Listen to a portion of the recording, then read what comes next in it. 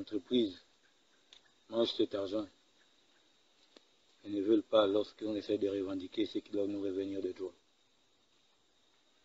Ces entreprises ont signé des partenariats avec le département dans le cadre social. Ils doivent accompagner les riverains, les populations qu'ils ont trouvées, dans des projets tels que l'éducation, la santé, le travail et le financement parfois de certaines bourses. Mais malheureusement, nous ne voyons pas cela. Les politiques viennent, ils implantent leurs entreprises et gèrent le travail et bricolent. Oui, ils payent les gens quand ils veulent. 5 mois, 6 mois après. Tout ça, les gens doivent accepter. Que quelqu'un te fasse travailler pendant 6 mois, il ne te paye pas, tu dois l'applaudir. Et quand il vient te payer, il te donne 1 mois sur les 6 mois qu'il te doit. Ça, ce sont les hommes politiques de notre département. Et leurs entreprises est venue supprimer le peu que nous avions même déjà obtenu avec ces sociétés. Les soins. Ils ont récupéré le social. Nous n'avons plus rien. Plus de dispensaires, plus d'écoles. Et dans la zone dans laquelle nous vivons, toutes les rivières sont polluées. Nous n'avons pas d'accompagnement en eau. Aucune pompe hydraulique ou villageoise même n'existe dans le village. Pas d'électricité. Pourtant, eux-mêmes, ils s'alimentent à travers le gaz depuis leur station. Et nous sommes à quelques kilomètres d'eux. C'est vraiment regrettable. Pendant que bon nombre de personnes essayent d'avoir une bonne vision élargie. Donc tout récemment, j'ai appelé le préfet de Mandji pour vouloir lui expliquer un peu la situation, essayer de voir comment on pouvait aborder le sujet. Mais le préfet n'a même pas voulu m'écouter. Il m'a juste menacé. Il a raccroché. Le commandant de brigade de même. Tout ça parce qu'eux aussi ils sont sous la ouette des hommes politiques à cause des pots de vin. Ma si belle cité. Bon, donc, je tente de dire que depuis ces derniers jours, je vis vraiment des souvenirs vraiment pas bien. J'ai subi des violences militaires. Il y a près de 2 pick-up, un berlier, près de 100 agents qui sont là pour un seul individu. Et ça fait 2 fois, la première fois, ils m'ont raté, à tir réel. Mais malheureusement, moi aussi, j'avais mon calibre 12, je me suis défendu.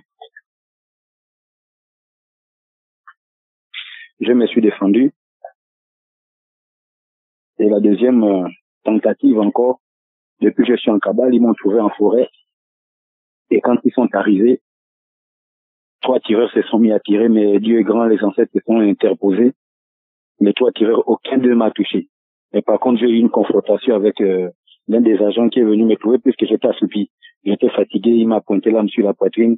Au moment où j'ouvre les yeux, le seul réflexe, c'était de dégager l'arme. Et quand je me suis levé, je lui ai donné un coup de tête et un balayage. Quand j'ai voulu prendre mon calibre 12, au moment où il voulait se lever, j'ai commencé à l'engager les coups.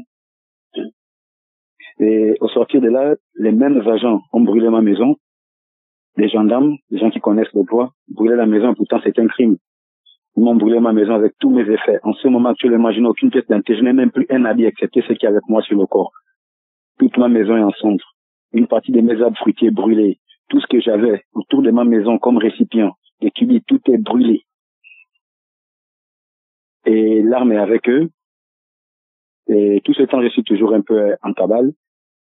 Et moi, tout ce que je revendique, je ne veux pas cesser ce combat. Et s'ils veulent m'abattre, je vais tomber devant les couleurs nationales. Et je vais tomber devant toute la population de Mandji. Parce que je le dirai le jour que je viendrai à Mandji, j'aimerais que tous mes frères et sœurs, jeunes comme grands, petits comme vieux, ce jour, nous allons se retrouver à la place des fêtes. Je me mettrai sous le mât du drapeau. Et j'aimerais que ces agents-là viennent me tirer. Est-ce que c'est pas de notre devoir de revendiquer ce qui nous appartient. Nous vivons dans un petit département qui est couvert de grosses richesses, et les plus grosses richesses même du Gabon, lorsqu'on parle du pétrole. Nous avions Perenco, nous avions Adax Petroleum, nous avions Morel et Prom, et nous avions Assala. Les plus gros poumons pétroliers dans notre pays. Et nous ne bénéficions pas des soins sanitaires. Nous n'avons pas le travail chez nous, juste des bricoles. Nous n'avons pas d'éducation, il n'y a pas d'école. Mais nous disons non.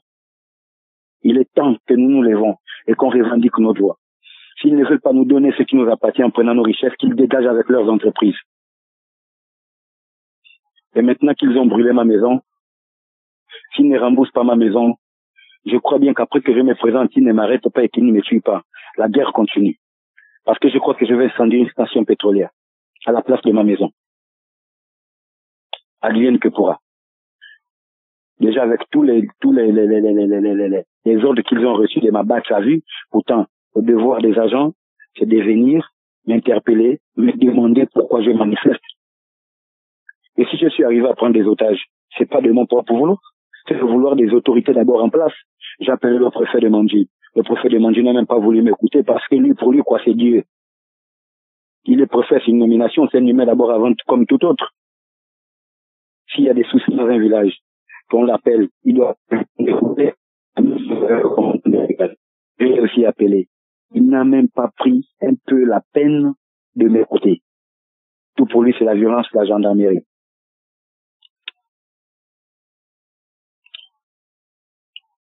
Mais moi, je dis, au moment de fuir les agents, c'est trop tard. Nous tous nous sommes appelés à mourir un jour. Qu'ils me tuent aujourd'hui ou demain, je sais qu'un autre de mes frères, un autre manoir, viendra encore revendiquer. Et parfois même, et celui-là, celui qui viendra faire encore plus.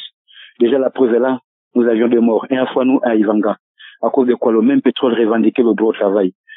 Donc nous n'avons pas le droit de revendiquer nos propres richesses. Si nous revendiquons, on nous tend les armes,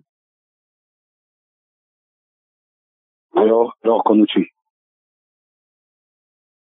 Je vous remercie. Merci. Glenn Patrick Mundandé. Le premier héros de la nation gabonaise contre la mafia afrique à prendre les armes a été assassiné par les escadrons de la mort de Bongo au PDG pour son combat contre l'oligarchie gabonaise et l'oligarchie française qui exploite ignoblement le pétrole gabonais depuis 1960 au mépris du Gabon. Trop c'est trop. Patrick, un jeune homme à la silhouette de sportif de haut niveau, parlant un français soutenu pour lister ses revendications malgré son état de captivité, est-il un héros à applaudir ou un zéro à bannir? Le débat est lancé. Une chose est vraie, Glenn Patrick Mundandé est rentré dans l'histoire de la nation gabonaise comme étant le héros gabonais qui a défié la mafia afrique. Il est le premier Gabonais à prendre des employés du pétrole en otage au Gabon. Personne d'autre ne l'a fait avant lui. Les autres se contentent de bouder dans les bars, les troquets ou les dépôts de musingu, boissons de canne à sucre.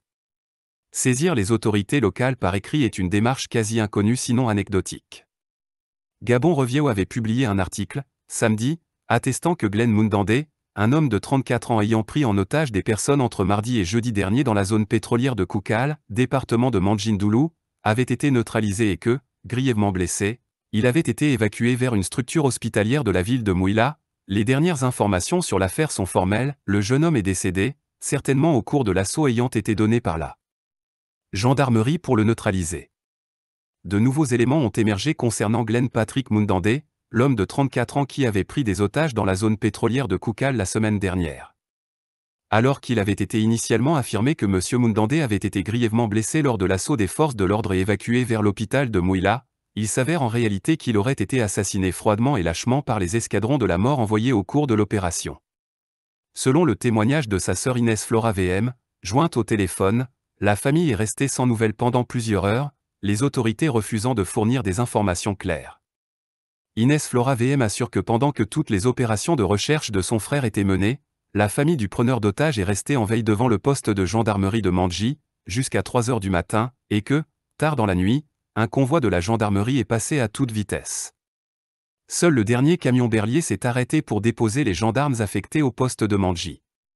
Ceux-ci n'ont rien voulu nous dire de ce qu'était devenu Glenn. Était-il mort? Avait-il été arrêté? Les gendarmes n'ont pas répondu, tout comme le commandant de gendarmerie. Le préfet de la localité était absent durant tout le week-end, privant la famille de toute information de la situation. Morgue de Lambaréné. Même pas encore placée dans les tiroirs. Ce n'est qu'après de longues recherches que la dépouille de M. Moundandé a été identifiée à la morgue de Lambaréné. Après les enquêtes de la famille, effectuées du côté de Mouila, il a été entendu qu'il n'avait pas pu y être pris en charge et qu'il aurait finalement été conduit à Lambaréné. Les recherches à la gendarmerie de Lambaréné n'ont d'abord abouti à rien, les orientant plutôt vers l'hôpital Schweitzer, en vain. Puis, par intuition, à vérifier à la morgue du chef-lieu du Moyen-Ogooué. Fait du hasard, une partie de la famille concernée y était déjà pour un autre décès la concernant. Admise à vérifier, les parents du révolutionnaire furtif ont formellement identifié la dépouille mortuaire de Glenn Moundandé. Il n'était même pas encore placé dans les tiroirs où on conserve les morts, soutient Inès Flora VM. La famille du maquisard éphémère de Mandji indique ne pas pouvoir récupérer le corps. On nous a demandé d'adresser d'abord une correspondance au gouvernement, explique un autre membre de la famille présent à Lambaréné. Ce sans doute du fait d'une procédure judiciaire pouvant avoir été entamée. Sérieuses interrogations. De sérieuses questions se posent sur le déroulement de l'assaut durant lequel le preneur d'otages aurait été tué. Bien que seul et armé d'un fusil de chasse, l'intervention d'une unité d'élite de la gendarmerie aurait dû permettre sa capture. La famille du maquisard éphémère s'interroge sur la nécessité d'un usage fatal de la force dans cette situation. Chasseur traditionnel assurément et seulement armé d'un fusil de type calibre 12 et d'une cartouchière, était-il si difficile, pour le corps d'élite de la gendarmerie dépêché, de mettre aux arrêts ce maquisard solitaire?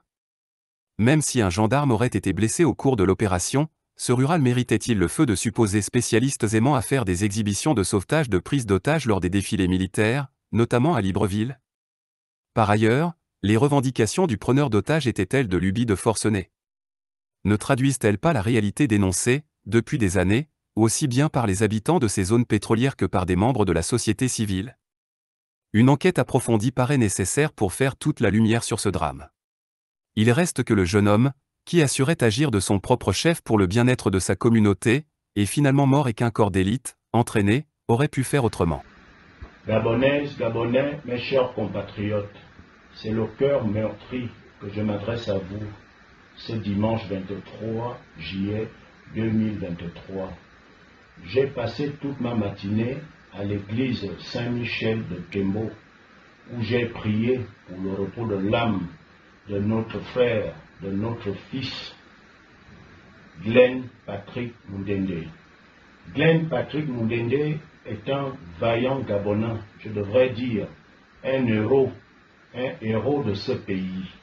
Quelqu'un qui demain fera partir des monuments de notre pays. Son nom, ce nom, Glenn Patrick Moundendé, sera inscrit à jamais dans les annales de notre pays.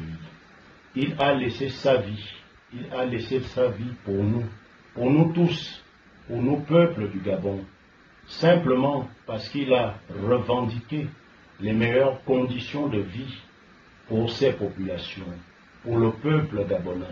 Ce jeune homme plein de vie a vu toute sa vie durant, avant lui, ses parents et ses grands-parents, voir la richesse de là où il est né s'en aller. Vous vous souviendrez que c'est à Rabi-Kunga qu'a été découvert le plus grand champ pétrolier du Gabon. Et c'est justement au carrefour de Rabi-Kunga qu'il a été abattu ce vendredi 21 juillet 2023. Parce qu'il revendiquait simplement ce qui nous revient de droit. Comment comprendre que nous vivions dans une des misères les plus indescriptibles et d'autres dans une opulence la plus insolente? J'ai pleuré à l'église ce matin et depuis vendredi, j'ai le cœur meurtri. Meurtri parce que ce jeune homme, Glenn Patrick Moundendé, était un homme plein de vie, plein de vaillance. Il n'était plus armé parce que nous suivons les vidéos qu'il avait. Donc je pense que avec l'escorte de gendarmes et tous ceux qui sont allés vers lui, il aurait pu être pris et être jugé. Il aurait pu être pris vivant et répondre de ses actes devant la justice. Est-ce qu'il faut ôter la vie à quelqu'un? Est-ce qu'il faut ôter permanemment la vie? Était-ce la seule solution? Je ne pense pas. je ne pense pas que c'était l'ultime solution. Quoi que ce soit, quelle que soit la gravité, quoi qu'il ait fait, il y a une justice supposée dans ce pays. Alors, depuis vendredi, je suis en deuil. J'ai pleuré toutes les larmes de mon corps pour cet enfant plein de vie qui est mort pour nous tous. Bonjour, nous sommes le samedi 22 juillet 2023. Le fait divers survenu à Obangé, la prise d'otage de Glenn Mudende, arrive parce qu'il n'y a pas des actes cash pour le Gabon. Dans la forme, Glenn Mudende a tort. Mais dans le fond, nous devons, tel sur un site pétrolier, faire un forage pour poser des questions de fond cash. Cash parce que c'est finalement, et je l'ai dit dans un post publié sur ma page Facebook hier soir, un acte singulier du pluriel des prises d'otages au Gabon. L'école est prise en otage, la route prise en otage, l'hôpital gabonais pris en otage, le foncier est pris en otage.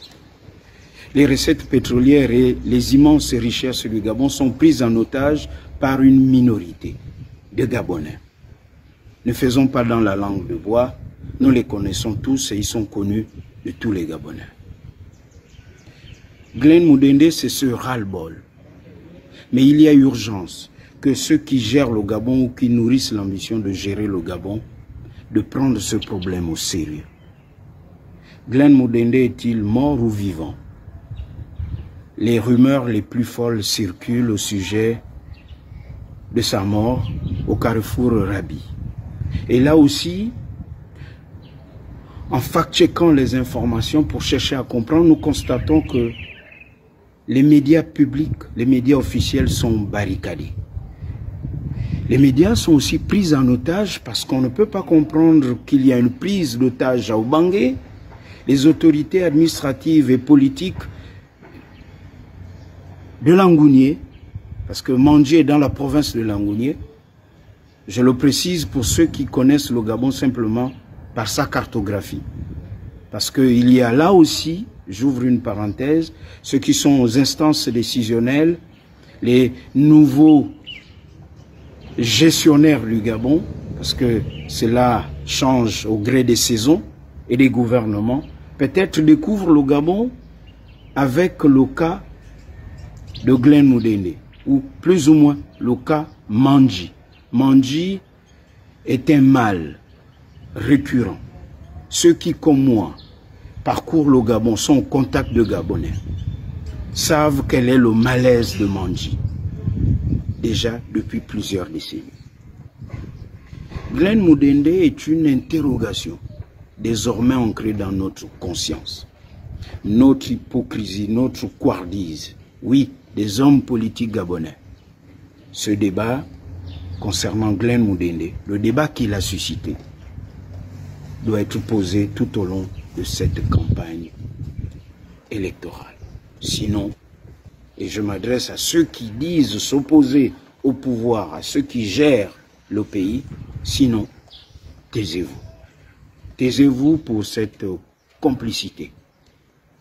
Comment comprendre qu'aujourd'hui, personne n'en parle? Comme si c'était un fait divers banal, une prise d'otage, dans ce Gabon à la paix et à l'unité nationale tant proclamée. La paix, la vraie, l'unité nationale, la vraie, ne s'installera que s'il y a des actes cash pour le Gabon. Nous parlons de notre part du cash pour être sincère, pour être vrai. Oui, cette cash attitude nous impose le devoir d'être sincère envers le peuple gabonais, sincère d'abord envers nous-mêmes lorsque nous avons la responsabilité de gérer le bien commun. Bien malin celui qui prédira ce qui arrivera demain dans ce beau Gabon où Dieu nous a tout donné. Cash. Bonjour, je fais cette vidéo aujourd'hui, dimanche 23 juillet 2023. Nous ne sommes pas le 22, comme je l'ai dit précédemment. C'est un lapsus, vous l'avez compris. J'aimerais dire, et nous sommes un dimanche aujourd'hui, que, pour reprendre cette expression, Dieu n'est pas bête. On le dit si bien au Gabon, ah, vous savez, Dieu n'est pas bête. Quand on le dit, c'est pour dire que, parfois, lorsqu'on veut couvrir d'un voile noir un sujet, ou on veut étouffer une affaire qui concerne le bien-être du plus grand nombre, Dieu finit par nous confondre.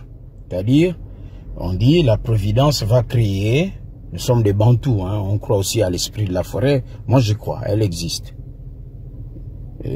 Cette divinité existe, j'y crois, pour ma part, c'est un débat. Donc, Dieu va créer ce qu'on appelle Dieu, Nzambé, le grand architecte, chacun, Allah, etc. Donc, il va créer ou elle va créer des situations pour remonter la vérité à la surface. Et c'est ce qui s'est passé avec Glenn Patrick Mundende. Cet enfant, comme on dit dans nos villages, a un sang fort. C'est un esprit. Il est venu avant les 3 élections du Gabon, c'est un moment important. Il était seul, je crois pour l'instant, sauf s'il y a une enquête qui dit qu'il y avait une organisation derrière, mais il n'en est rien aujourd'hui. La preuve, ce gouvernement est très silencieux, un silence funèbre. On ne parle même pas de ça au journal télévisé, ce qui est extrêmement grave et qui trahit d'un profond malaise. Donc, c'est le dossier de l'exploitation du pétrole et du gaz à Mandjindolo et ses environs dans la province de Langounié. Parce que plusieurs personnes pensent que la totalité du pétrole qui est produit et du gaz produit au Gabon, c'est le Goué maritime, Port-Gentil. Non, c'est faux. C'est faux. Donc, il est venu remettre au goût du jour. Demain, c'est son nom qui va figurer et qui va se référer à une loi pour parler de ce sujet. On évoquera son nom de façon glorieuse. C'est-à-dire, ses vicissitudes, sa galère, le fait qu'il soit orphelin, le fait, les fiels abyssaux, toute la galère qu'il a rencontrée, en fait, est source de bonheur. Le pétrole, il faut aller au plus profond, dans la boue, pour avoir la richesse. C'est comme le diamant. Et cet enfant du Gabon est une ressource inestimable, comme le pétrole, comme le diamant, comme l'or. On va chercher ça dans la boue. Et je pense que tous les jeunes Gabonais qui font la politique juste avec les t-shirts ou pour remplir, je sais pas moi, les électeurs dans les bus d'un point à un autre, etc., qui croient faire la politique et qui n'ont encore rien compris réellement ce que c'est que la politique, étudieront ou leurs enfants vont étudier l'histoire de Glenn Patrick Mundende. Et c'est Cash. Il est né sous la bonne étoile. Cash. Chers tous, j'ai le regret de vous annoncer l'assassinat de mon frère, notre frère, Glenn, qui avait pris en otage 2 de ses compatriotes gabonais travaillant dans une société pétrolière opérant à Mandjindolo, au sud du Gabon. En effet, selon notre aîné, Jonas Moulenda, natif du coin, journaliste d'investigation en exil en France depuis bientôt 6 ans, notre frère, mon frère Glenn, aurait été abattu de 2 balles, dont une à la jambe et l'autre au thorax. Son corps se trouverait actuellement dans une morgue à Lambaréné, au centre-sud du Gabon. Voyez-vous, cette situation a eu lieu au sud du Gabon, dans l'Angounié précisément, où l'on retrouve des hauts cadres de la République, en tête desquels le président du Sénat. Des leaders, entre griffes, qui n'ont pas levé le petit doigt, qui ne se sont pas exprimés en vue de régler cette situation pour que personne ne soit tué. Demain, alors que tous iront dans les urnes, ces derniers iront à Fougamou, ils iront à Mandjindolo, ils iront à Mouila, solliciter le vote des Gabonais. Ces Gabonais qu'ils détestent au profit des éléphants. Ces Gabonais qu'ils privent de tout au profit de nos frères venus d'ailleurs. Ces Gabonais qu'ils privent de tout au profit des Blancs, des Français notamment. J'espère que les populations de Fougamou, les populations de Mandjindolu, les populations de Mouila, les populations gabonaises sauront accueillir ces derniers au moment venu. En effet, chers tous, nous sommes un peuple en danger. Demain, il pourrait arriver que notre place ne soit plus ici, mais ailleurs. Voyez-vous, dans le sud, nous n'avons pas de leader, car des leaders en sachets oxo biodégradables ont fait montre d'incapacité face à la résolution d'un problème qui pouvait se régler sans effusion de sang. Et au mépris, d'accord, des droits de l'homme. Parce que quelqu'un qui n'a pas ôté la vie, qui a des revendications légitimes, quelqu'un qui y a dit à ce dernier ne tirez pas, je me rends, est un crime ignoble. Chers tous, je voudrais vous dire quelque chose. Si nous ne mettons pas tout en œuvre pour mettre hors d'état de nuire le pouvoir au sommet de l'État gabonais depuis 55 ans avec la bénédiction et le soutien de la France, nous allons tous finir comme Glenn. Parce qu'il va arriver un moment où plus personne ne pourra accepter de subir l'insupportable traitement qui nous est réservé par les tenants du pouvoir gabonais avec leurs collaborateurs étrangers. Glenn est mort en martyr. Je voudrais qu'il repose en paix. Ce que Glenn a fait, il a montré au monde entier qu'il est un homme et que le peuple Guissir est un peuple de guerriers qui ne recule devant rien quand il a raison. Repose en paix, Glenn. Nous te vengerons un jour. Nous sommes tous des Glenn Patrick Mundandé. Glenn Patrick Mundandé, le premier patriote de la nation gabonaise contre la mafia-afrique. À titre posthume, le peuple gabonais meurtri, assassiné puis remplacé par la Légion étrangère béninoise et la Légion étrangère libanaise t'honore de ton sacrifice en apportant le message que tu as délivré au clan Bongo, au PDG et à la France-Afrique. Le Conseil gabonais de la résistance, CGR, la Coalition pour la Nouvelle République, CNR, et l'opposition gabonaise condamnent de façon unanime cet assassinat lâche, ignoble et indigne de nos forces de défense. En effet, au lieu de défendre la patrie gabonaise, elles défendent la mafia-afrique représentée par Bongo au PDG comme allégeance de loyauté bête et stupide au détriment de leurs propres intérêts, car ces militaires seront aussi remplacés par des mercenaires plus tard quand le système Bongo, PDG n'aura plus besoin d'eux comme il l'a fait pour son soi-disant oncle maternel Jean-Boniface Assélé. Votre tour d'être assassiné viendra car ces gens ne laissent jamais de témoins de leurs crimes commandités. Glenn Patrick Mundandé a exprimé notre pensée à tous ce que nous pensions si bas quand nous entendons des affaires comme celle des Osniosa. Nous te remercions de ton courage héroïque, toute la nation gabonaise est fière de toi. Glenn Patrick Mundandé repose maintenant en paix car tu as fait ta part pour le Gabon. Le combat continue, c'est la patrie ou la mort et nous vaincrons par notre courage, notre détermination, au prix même du sang qui sera versé sur le sol gabonais comme l'ont fait avant nous, nos pères fondateurs de la nation gabonaise, Germain Mbangema NSA du mouvement national de la révolution gabonaise, la renaissance de l'UDSG, et la résistance sous forme de « branche armée » et d'autres Gabonais.